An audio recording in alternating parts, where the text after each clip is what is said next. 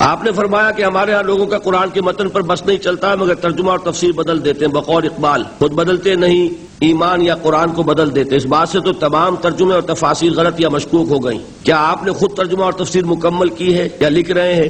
تو میرا ترجمہ تفسیر کیسے اس سے محفوظ ہو جائے گا؟ تو یہ ہے کہ انسان بچائے، اللہ تعالیٰ بچائے، اپنی پناہ میں رکھے کہ ہم اپنی خواہشات کو دخل نہ دینے دیں، ورنہ یہ ہے کہ خواہش جب ہو جاتی ہے، وشفل تھنکنگ ہوتی ہے، انسان غلط راستے پہ پڑ جاتا ہے. باقی یہ میں آپ کو بتا دوں کہ میرا نہ میں لکھ رہا ہوں، نہ لکھی ہے، نہ لکھوں گا. میں اپنا یہ مقام ہی نہیں سمجھتا.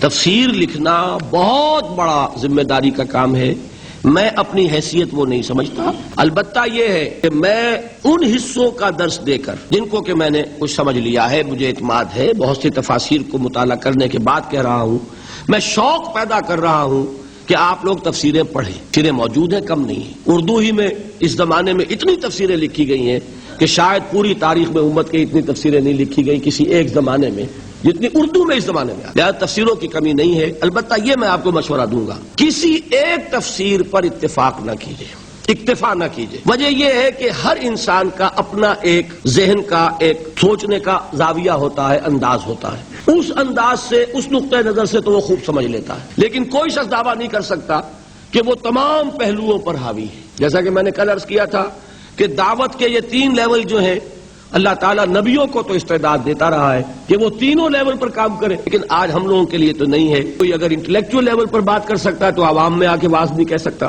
کوئی عوام میں جا کے واز اچھا کہہ سکتا ہے تو انٹلیکچوئل سے گفتگو نہیں کر سکتا. کوئی اگر یہ 2 کام کر لے کسی درجے میں تو مناظرہ نہیں کر سکتا. تو اسی طریقے سے تفسیر میں بھی کوشش کریں 2-3 تفسیریں سامنے رکھیں تاکہ آپ کو پتہ چل جائے کہ کیا کیا لوگوں نے بات کہی ہے، اور اللہ سے دعا مانگتے ہوئے پھر آپ کے لیے آسان ہو جائے گا اس بات کو سمجھنا.